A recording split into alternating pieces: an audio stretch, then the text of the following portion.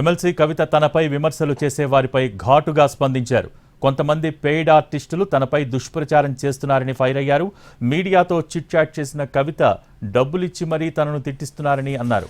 కొన్నాళ్లుగా బీఆర్ఎస్లో అంతర్గత విభేదాలు కొనసాగుతున్నాయన్న ప్రచారం జరుగుతున్న సమయంలో కవిత డైరెక్ట్ అటాక్ చేశారు. తనపై ఆరోపణలు వచ్చినప్పుడు కేసీఆర్ దగ్గరకు వెళ్లి ఎమ్మెల్సీ పదవికి రాజీనామా చేస్తానని చెప్పానని అన్నారు. కేసీఆరే వద్దన్నారని చెప్పారు. ఇక లీకు వీరులను బయట పెట్టమంటే గ్రీకు వీరుల్లాగా తనపై దాడి చేస్తున్నారని కవిత మండిపడ్డారు. కేసీఆర్కు నోటీసులు ఇస్తే ట్విట్టర్లో మెసేజ్లు పెట్టి ఊరుకుంటే సరిపోతుందా అని ప్రశ్నించారు కవిత.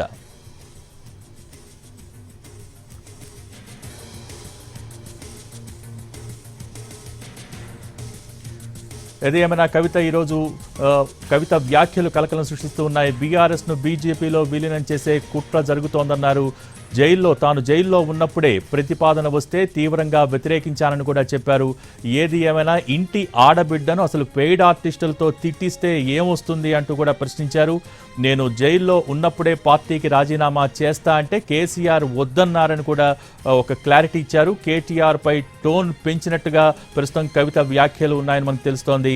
ఏది ఏమైనా తనకి నీతులు చెప్పేవారికి పార్టీని నడిపించే సత్తా లేదంటూ డైరెక్ట్ అటాక్ చేశారు కవిత.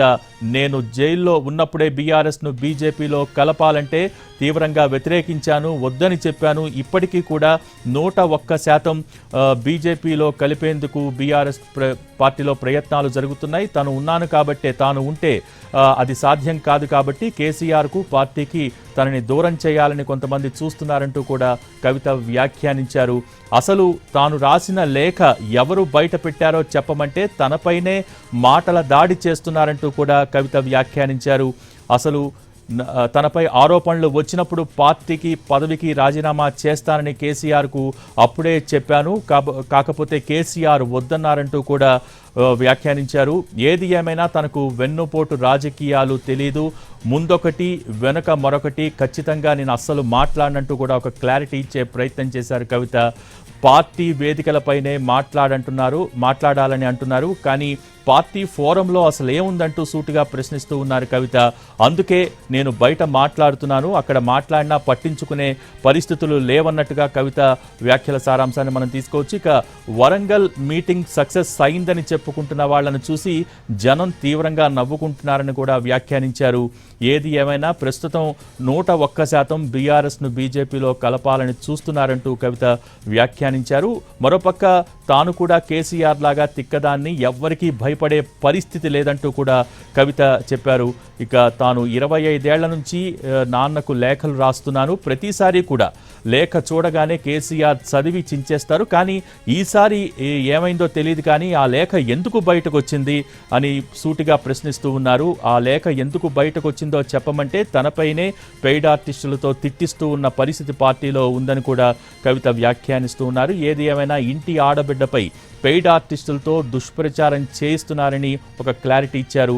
డబ్బులిచ్చి తిట్టిస్తున్నారు, అంతర్గత విషయాలపై లేఖ రాస్తే అసలు బయటెందుకు పెట్టారు, ఎవరు బయట పెట్టారన్న దానిపై పూర్తి స్థాయిలో పరిశీలించాలి, వాళ్ళని ఖచ్చితంగా పార్టీలో క్రమశిక్షణా చర్యలు తీసుకోవాలంటూ కూడా ఆవిడ వ్యాఖ్యానించారు. ఏది ఏమైనా తెలంగాణ తల్లి విగ్రహాన్ని మారిస్తే ఈ బీఆర్ఎస్ ఏం చేసింది, పార్టీ తరపున ఎందుకు ప్రశ్నించలేదంటూ కూడా కవిత వ్యాఖ్యానించారు. పార్టీ చేయాల్సిన పనుల్లో సగం తానే చేస్తున్నాను, పార్టీని గాడిలో పెట్టే ప్రయత్నం చేస్తూ ఉన్నాను అని కూడా వ్యాఖ్యానించారు. ఏదేమైనా కడుపులో బిడ్డను పెట్టుకుని తెలంగాణ కోసం ఊరూరా తిరిగానంటూ పార్టీకి తాను చేస్తున్న సేవలు, పార్టీకి మొదటి నుంచి కూడా తాను ఎంత అండగా ఉన్నానన్న విషయాన్ని కూడా కుండబద్దలు కొట్టారు కవిత.